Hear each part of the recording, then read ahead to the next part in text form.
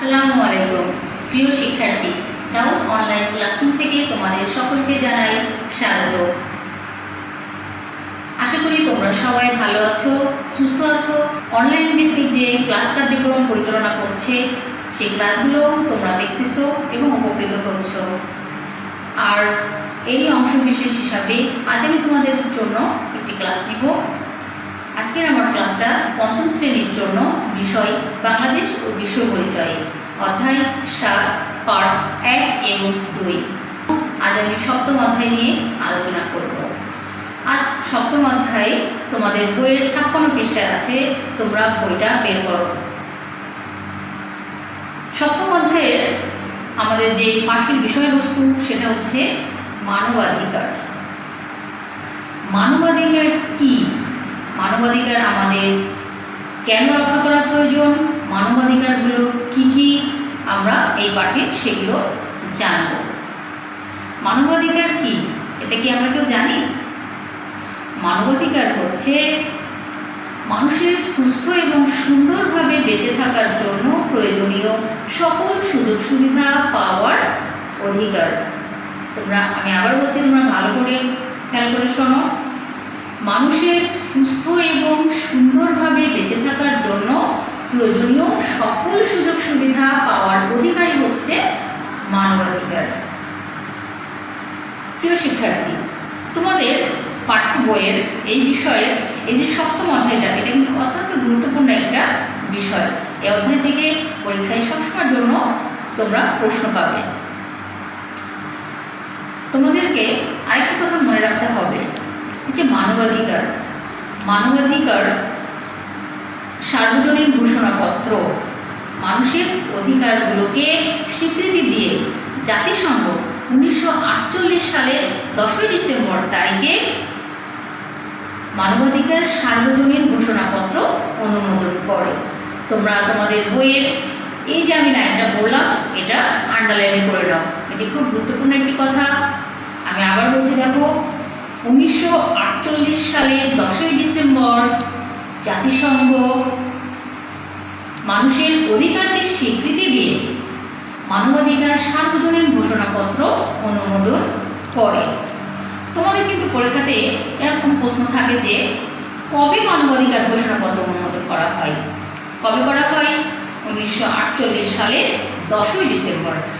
আচ্ছা বলতো, কোন তারিখে এই মানবাধিকার সার্বজনীন ঘোষণাপত্র অনুমোদন করা হয়?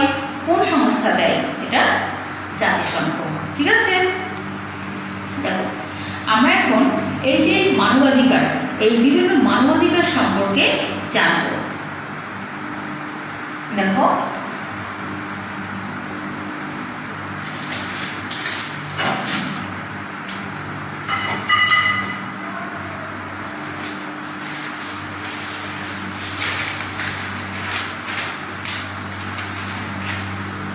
মানুষের কতগুলো মৌলিক মানবাধিকার আছে। কি বললাম? মানুষের কতগুলো মৌলিক মানবাধিকার আছে। তো এখানে আমি দেখো কয়েকটি মানবাধিকার আমি এটা পয়েন্ট আউট করেছি, খেয়াল করো। আমরা এখন এটা নিয়ে আলোচনা করব। মৌলিক মানবাধিকার সমূহ: 1. মানুষ জন্মগতভাবে স্বাধীন। মানুষ জন্মগতভাবে স্বাধীন। 2. স্বাধীনভাবে চলাফেরা করার অধিকার, অর্থাৎ সমাজে প্রত্যেকটি মানুষেরই কিন্তু স্বাধীনভাবে চলাফেরা করার অধিকার আছে। 3. সমাজে সবার সমান মর্যাদার অধিকার, অর্থাৎ আমাদের সমাজে দেখো আমাদের কিন্তু সবার স্ট্যাটাস একরকম না, কেউ ধনী কেউ গরিব, তাই না? তো যে যেমনই হোক না কেন সমাজে সবার মর্যাদার দিক দিয়ে সমাজে সবার সমান মর্যাদা রয়েছে। 4. শিক্ষা গ্রহণের অধিকার, আমাদের সকলেরই কিন্তু শিক্ষা গ্রহণের অধিকার আছে। 5. আইনের চোখে সমতা, এটি কিন্তু মৌলিক মানবাধিকার। একজন মানুষ হিসেবে সে আইনের চোখে তার সমান থাকবে, আইনের চোখে তার সমতা বজায় থাকবে। 7. প্রত্যেকের নিরাপত্তা লাভের অধিকার, দেখো অর্থাৎ মানুষ হিসেবে আমাদের প্রত্যেকেরই নিরাপত্তা লাভের অধিকার আছে। আর নিজ নিজ ধর্ম পালনের অধিকার, দেখো আমাদের সমাজে কিন্তু আমরা বিভিন্ন ধর্মের মানুষ বাস করি একসঙ্গে, তো এই ধর্মের মানুষগুলো, বিভিন্ন ধর্মের মানুষগুলোর প্রত্যেকের আলাদা আলাদা ধর্ম আছে। তো মানবাধিকার একজন মানুষ হিসেবে প্রত্যেক মানুষেরই অধিকার আছে তার নিজের ধর্ম পালনের অধিকার। 9, নিজের চিন্তা ও মত প্রকাশের অধিকার। দেখো, আমাদের প্রত্যেকের কিন্তু মানুষ হিসেবে নিজের মত ও চিন্তা প্রকাশের অধিকার আছে। 10, নারী পুরুষ সমান অধিকার, অর্থাৎ সমাজে নারী বা পুরুষ যে হোক না কেন, নারী পুরুষের সমস্ত সুযোগ সুবিধা পাওয়ার দিক থেকে নারী পুরুষের সমান অধিকার আছে। আচ্ছা, তাহলে আমরা কি জানলাম? আমরা কতগুলো মানবাধিকার সম্পর্কে জানলাম। এছাড়াও আরও কয়েকটা মানবাধিকার আছে, যেমন দেখো, প্রত্যেকেরই তার নিজস্ব সম্পত্তি ভোগ করার অধিকার আছে। হ্যাঁ, এরকম আরও কয়েকটা আমরা এখানে 10টা পয়েন্ট আউট করে তোমাদেরকে দেখালাম। তোমরা এগুলো মুখস্থ করবে। পর দেখো, মানবাধিকার বিরোধী, আচ্ছা, এই যে মানবাধিকারগুলো আমাদের কেন দরকার, এগুলো জানা আমাদের কেন দরকার? মানবাধিকারগুলোর মাধ্যমে মানুষ তার মৌলিক অধিকারগুলো পূরণ করতে পারে। এই জন্য আমাদের মানবাধিকারগুলো সম্পর্কে জানা দরকার এবং মানবাধিকার রক্ষায় কাজ করা দরকার। আচ্ছা, আমরা যদি কোথাও দেখি যে কোনো মানবতা বিরোধী কাজ হচ্ছে, কোনো জায়গায় কোনো মানবাধিকার বিরোধী কাজ হচ্ছে, আমরা যদি এরকম দেখি, তাহলে আমরা কী করব? আমরা সবাই, আমরা যেখানে মানবাধিকার বিরোধী কাজ যে করবে, আমরা তাকে বাধা দিব। আমরা প্রয়োজনে প্রতিবাদ করব। আর কি করব? আমরা প্রয়োজনে আন্দোলন করব। আর সংশ্লিষ্ট কর্তৃপক্ষকে আমরা জানাবো এবং মানবাধিকার বিষয়ে আমরা সকলকে জানাবো। ঠিক আছে প্রিয় শিক্ষার্থী? তাহলে আজকের এই পাঠ শেষে এই যে প্রথম পাঠটা আমি করলাম, সবার অধিকার, মানবাধিকারের পাঠ হচ্ছে 1, সকলের অধিকার। এই সকলের অধিকার থেকে আমরা কি কি জানলাম? মানবাধিকার কি সেটা জানলাম। মানবাধিকার সার্বজনীন ঘোষণাপত্র কত অনুমোদিত হয় সেটা জানলাম।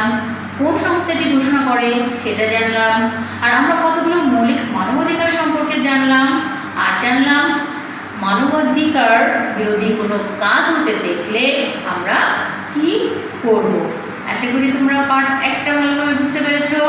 তোমাদের বইয়ে আরও সব কিছু দেওয়া আছে, তোমরা খুব ভালো করে এটা পড়ে নেবে। আচ্ছা, এখন আমরা আসি পার্ট 2। দেখো, পার্ট 2 এর বিষয় শিরোনাম হচ্ছে অটিস্টিক শিশুর অধিকার। অটিস্টিক শিশু শব্দটা কেমন নতুন না আমাদের কাছে? অটিস্টিক শিশু কারা, তোমরা কি কেউ জানো? অটিস্টিক শিশু হচ্ছে সেই সমস্ত শিশু যারা অটিজম সমস্যায় আক্রান্ত। অটিস্টিক শিশু কারা?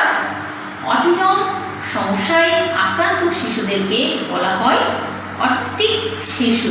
আচ্ছা, এই অটিজমটা কি? অটিজম কোনো মানসিক রোগ নয়। এটি মস্তিষ্কের একটি বিকাশগত সমস্যা।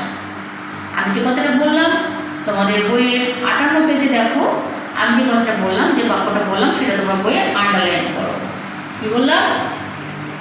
অটিজম কোনো মানসিক রোগ নয়, এটি মস্তিষ্কের একটি বিকাশগত সমস্যা। খেয়াল করো, মস্তিষ্কের বিকাশগত সমস্যাটা কি? সেটা হচ্ছে আমাদের যেমন সাধারণ, তোমরা সবাই যেমন, তো আমাদের সবার কিন্তু একটা বয়স বাড়ার সঙ্গে সঙ্গে তার মস্তিষ্কের বিকাশটাও কিন্তু সেই অনুপাতে বেড়ে যায়। কিন্তু অটিস্টিক শিশুর বেলায় কী হয়? তাদের বয়সটা ঠিকই বেড়ে যায়, কিন্তু তাদের মস্তিষ্কের বিকাশটা সেই অনুপাতে বাড়ে না, যার জন্য তাদের মধ্যে কিছু অস্বাভাবিক আচরণ পরিলক্ষিত হয়। তাহলে আমরা বুঝতে পেরেছি অটিস্টিক শিশু কারা আর অটিজম কি। প্রিয় শিক্ষার্থী, এবার আমরা দেখব এই অটিস্টিক শিশুর কিছু বৈশিষ্ট্য, অর্থাৎ কোন আচরণগুলো বা কোন বৈশিষ্ট্যগুলো কোন শিশুর মধ্যে থাকলে আমরা বুঝবো যে সে একজন অটিস্টিক শিশু। দেখো অটিস্টিক শিশুরা কি করে, আমাদের সমাজে কিন্তু অনেক শিশু আছে, দেখো তোমরাও শিশু। তো এই যে শিশুরা সবাই কি একরকম বলো না, এক একজন শিশুদের আচার আচরণ কিন্তু এক এক রকম। কেউ দেখো অনেক শান্ত, কেউ আবার অনেক চঞ্চল, আবার কেউ ভিড়ের মধ্যে লোকের মধ্যে থাকতে পছন্দ করে, আবার কেউ একা থাকতে পছন্দ করে। অর্থাৎ প্রতিটি শিশুরই কিন্তু তার নিজের মতো করে বেঁচে থাকার অধিকার আছে। তেমনি অটিস্টিক শিশুদেরও কিন্তু তাদের নিজেদের মতো করে বেঁচে থাকার অধিকার আছে। আচ্ছা, এখন আমরা দেখি অটিস্টিক শিশুর কিছু বৈশিষ্ট্য।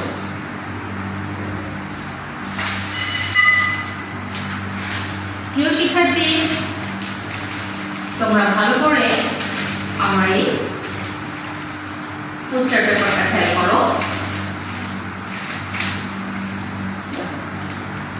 অটিস্টিক শিশুর বৈশিষ্ট্য, আমি এখানে কয়েকটা পয়েন্ট আকারে অটিস্টিক শিশুর বৈশিষ্ট্য তোমাদের বোঝানোর সুবিধার্থে লিখেছি। হ্যাঁ, এরা শারীরিকভাবে সম্পূর্ণ সুস্থ। আমি কি বলেছি দেখো ভালো করে শোনো, অটিস্টিক শিশু শারীরিকভাবে সম্পূর্ণ সুস্থ। অর্থাৎ তুমি কিন্তু এদেরকে দেখে বুঝতে পারবে না যে এটা একটা অটিস্টিক শিশু। দুই, কোনো কোনো অটিস্টিক শিশু অন্য শিশুদের মতোই লেখাপড়া করতে পারে। সব শিশু না, কোনো কোনো অটিস্টিক শিশু অন্যদের মতোই লেখাপড়া করতে পারে। তিন, সকল কাজ একই নিয়মে করতে চায়।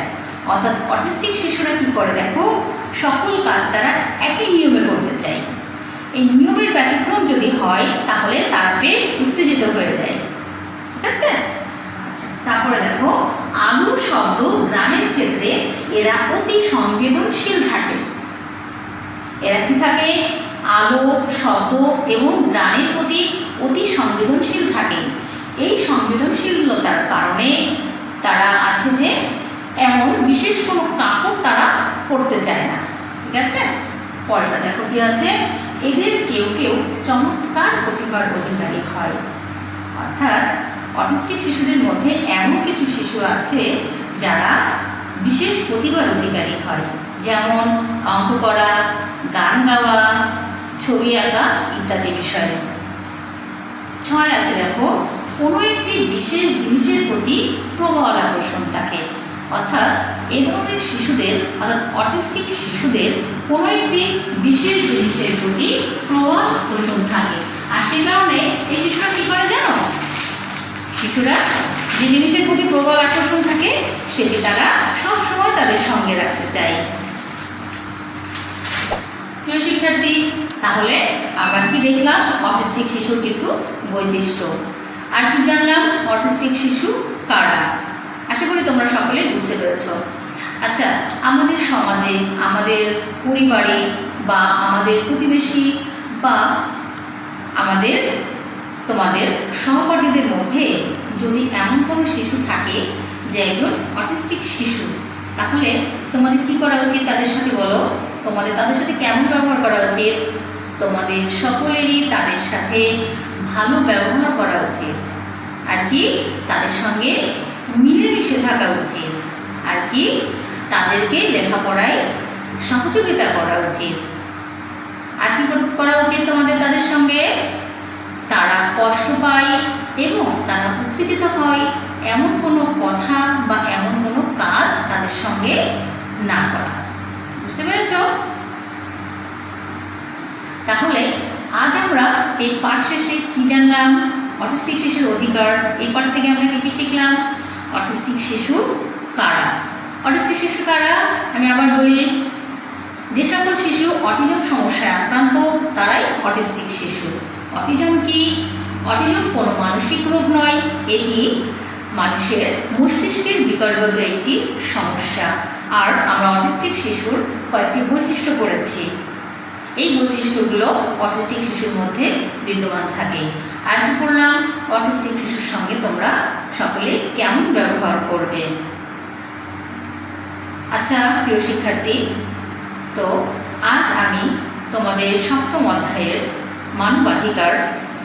মানবাধিকারের মধ্যে 2টা পার্ট, 1 সকলের অধিকার এবং 2 অটিস্টিক শিশুর অধিকার নিয়ে আমি যে আলোচনা করলাম, আশা করি তোমরা সকলে বুঝতে পেরেছ। আমি চেষ্টা করব এর পরের পার্টগুলো তোমাদেরকে দেখানোর। তোমাদেরকে যে পার্ট দেখানো হচ্ছে তোমরা ভালোভাবে বাসায় এগুলো পড়াশোনা করো এবং পরীক্ষার জন্য প্রস্তুত হও। তোমরা সকলে ভালো থাকো, সুস্থ থাকো।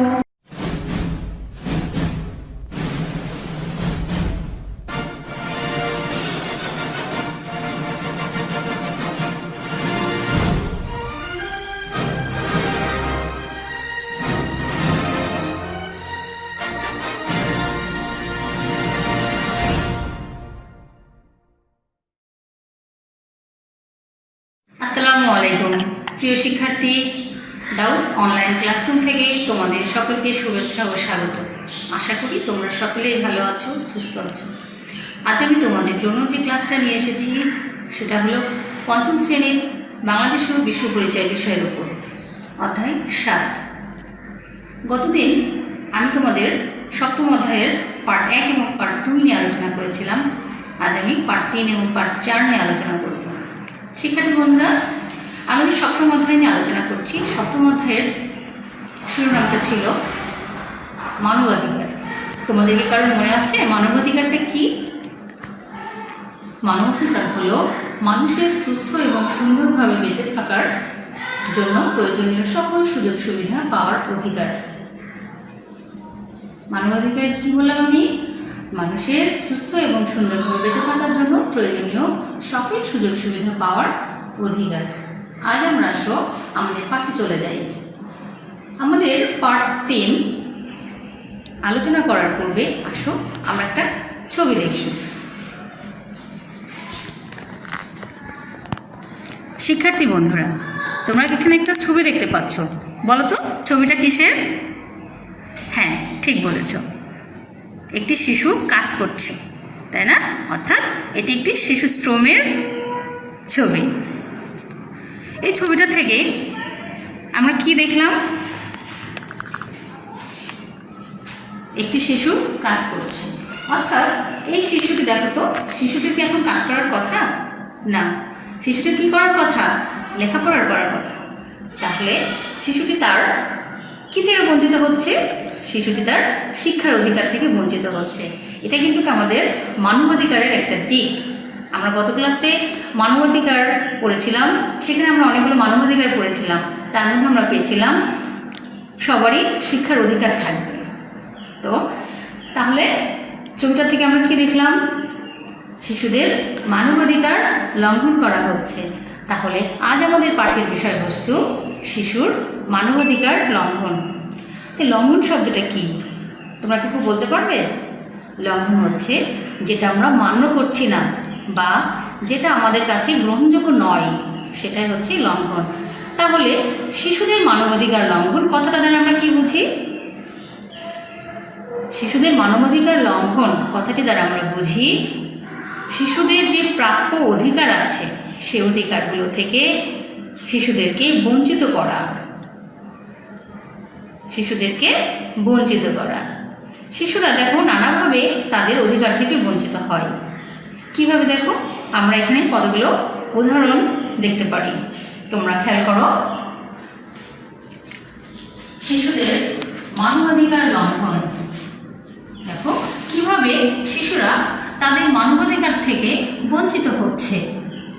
1, পরিবারের অসচ্ছলতার কারণে অনেক শিশু শিক্ষার অধিকার থেকে বঞ্চিত।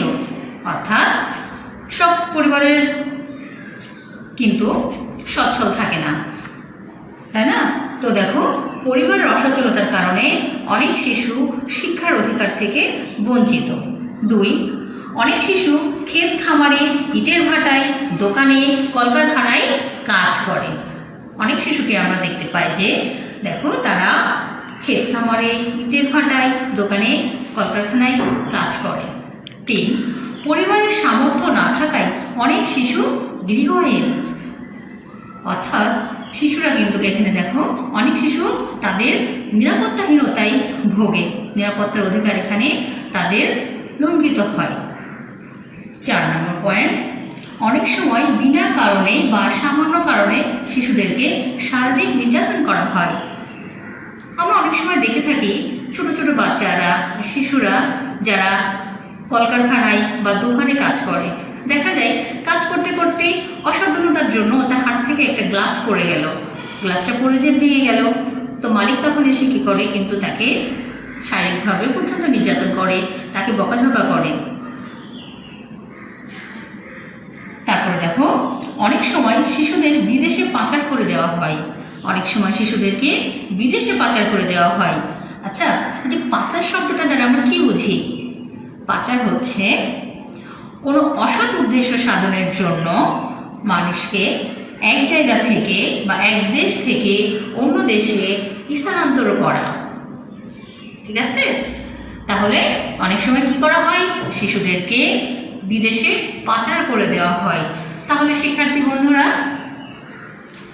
আজ এই পাঠ শেষে আমরা কি জানলাম? শিশুদের মানবাধিকার লঙ্ঘনটা কি, আর জানলাম শিশুদের মানবাধিকার লঙ্ঘনের কয়েকটি উদাহরণ। ঠিক আছে শিক্ষার্থী বন্ধুরা, তোমরা তাহলে আমরা এখন আমাদের সপ্তম অধ্যায়ের পার্ট 4 নিয়ে আলোচনা করব। তো পার্ট 4 আলোচনার পূর্বে আমি তোমাদেরকে আরো একটি ছবি দেখাবো। তোমরা ভালো করে ছবিটা খেয়াল করে বলবে।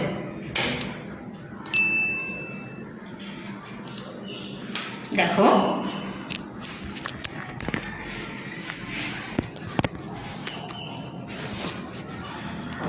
শিক্ষার্থী বন্ধুরা, তোমরা কি এখানে একটা ছবি দেখতে পাচ্ছ, তাই না? ছবিটাতে কি করা হচ্ছে দেখো তো। ছবিতে বাড়িতে কাজ করে একটা মেয়েকে কি করা হচ্ছে, শারীরিকভাবে নির্যাতন করা হচ্ছে, তাই না? অর্থাৎ এটি একটি কিসের ছবি দেখলাম আমরা? নারী নির্যাতনের ছবি। হ্যাঁ শিক্ষার্থী বন্ধুরা, তাহলে আমাদের চতুর্থ পার্টটা হচ্ছে নারীদের অধিকার লঙ্ঘন, নারীদের মানবাধিকার লঙ্ঘন।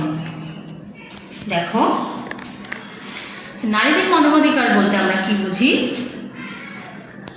নারীদের মানবাধিকার লঙ্ঘন বলতে আমরা বুঝি নারীদেরকে তাদের প্রাপ্য অধিকার থেকে বঞ্চিত করা, তাই না?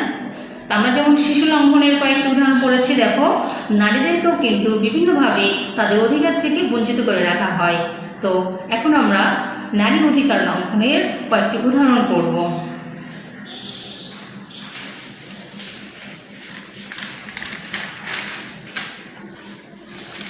শিক্ষার্থী বন্ধুরা, তোমরা চারটা খেয়াল করো।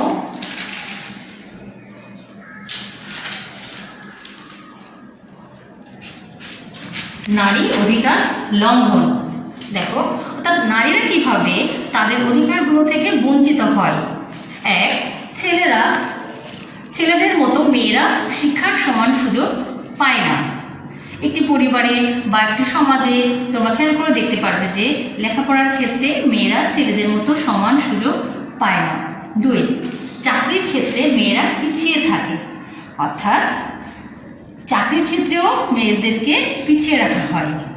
3, কাজের ক্ষেত্রে মেয়েরা ছেলেদের মতো সমান পারিশ্রমিক পায় না। একই কাজ করেও কিন্তু অনেক সময় ছেলেদের তুলনায় মেয়েদেরকে কম মজুরি দেওয়া হয়। 4, বাড়িতে কাজের সহায়তাকারীরা যথাযথ পারিশ্রমিক, খাবার, স্বাস্থ্যসেবা পায় না। অর্থাৎ আমাদের বাড়িতে যারা কাজ করে, তো তারা যে মহিলারা কাজ করে, তো তারা তাদের যতটুকু প্রাপ্য সুযোগ সুবিধা তারা কিন্তু পায় না। 5, বিদেশে পাচার করে দেওয়া হয়, অর্থাৎ নারীদেরকে বিদেশে পাচার করে দেওয়া হয়। তো শিক্ষার্থী বন্ধুরা দেখো, নারীদেরকে বিদেশে পাচার করে দেওয়া হয়। অনেক সময় নারীদেরকে বিভিন্নভাবে বোঝানো হয়। এক শ্রেণীর কুচক্রী মহল আছে, তারা নারীদেরকে বিভিন্ন প্রলোভন দেখিয়ে তাদেরকে বিদেশের কথা বলে অনেকভাবে তাদেরকে ধোঁকায় ফেলে। যে কি বলে তারা, যে তোমরা বিদেশে চলো, এখানে তোমরা ভালো সুযোগ সুবিধা পাচ্ছ না, তোমরা যদি বাহিরে যাও, বিদেশে যাও, তাহলে সেখানে কাজ করে তোমরা অনেক বেশি টাকা উপার্জন করতে পারবে। তো সেক্ষেত্রে নারীরা না বুঝে তাদের ধোকায় পা দিয়ে ফেলে, কিন্তু দেখো সে কিন্তু জানেও না যে সে কিন্তু পাচার হয়ে যাচ্ছে। অর্থাৎ তাদেরকে অসৎ উদ্দেশ্যে বা অসৎ কার্যকলাপ করার জন্য এক শ্রেণীর পাচারকারী এরা কি করে, নারীদেরকে বিদেশে পাচার করে দেয়। আরেকটা জিনিস তোমরা জানবে, যখন তাদেরকে পাচার করে দেওয়া হয় তারা কিন্তু নিজেরাও জানে না যে তারা পাচার হয়ে যাচ্ছে। তাহলে দেখো আজ আমরা এই চতুর্থ পার্ট থেকে অর্থাৎ পার্ট 4 থেকে কি জানলাম, নারীদের মানবাধিকার লঙ্ঘন পড়লাম। আর মানবাধিকার লঙ্ঘন কিভাবে হয়, অর্থাৎ নারীরা তাদের মানবাধিকার থেকে কিভাবে তাদের লঙ্ঘিত হচ্ছে তাদের অধিকার। ঠিক আছে শিক্ষার্থী বন্ধুরা, তাহলে আজ আমরা সপ্তম অধ্যায়ের দেখো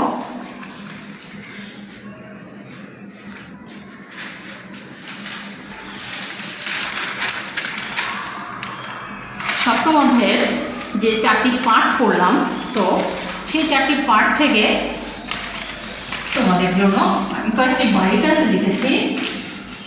এখানে দেখো কয়েকটি কাঠামোগত প্রশ্ন আছে, তোমরা এই কাঠামোগত প্রশ্নগুলো খেয়াল করো। মানবাধিকার কি, মানবাধিকার রক্ষা করার প্রয়োজন কেন, মানবাধিকার রক্ষার 4টি উপায় লেখো। 2, কোন প্রতিষ্ঠান কখন মানবাধিকার সার্বজনীন ঘোষণাপত্র অনুমোদন দেয়, 5টি মৌলিক মানবাধিকারের নাম লেখো। 3, অটিজম কি, অটিস্টিক শিশুর 5টি বৈশিষ্ট্য লেখো। এ ধরনের শিশুদের সাথে তুমি কেমন ব্যবহার করবে তা 4টি বাক্যে লেখো। 4, শিশু শ্রম কি, শিশু শ্রমের 4টি ক্ষতিকর দিক লেখো। শিশুদের অধিকার লঙ্ঘনের 4টি উদাহরণ দাও। 5, নারী ও শিশু পাচার কি, নারী ও শিশু পাচার বন্ধ হওয়া প্রয়োজন কেন, নারী অধিকার লঙ্ঘনের 4টি উদাহরণ দাও। শিক্ষার্থী বন্ধুরা, আশা করি তোমরা সপ্তম অধ্যায়ের পার্ট 1, 2, 3, 4 ভালোভাবে বুঝতে পেরেছ। আর তোমাদের যে আমি বাড়ির কাজটা দিলাম, তোমরা বাড়ির কাজটা কমপ্লিট করবে। বাড়ির কাজটা তোমরা খাতায় রেডি করে তোমরা আমাদের যে ইনবক্স আছে, তো কমেন্ট ইনবক্স আছে, সেখানে তোমরা তোমাদের হোমওয়ার্কের খাতাটার ছবি উঠিয়ে তোমরা সেন্ড করবে।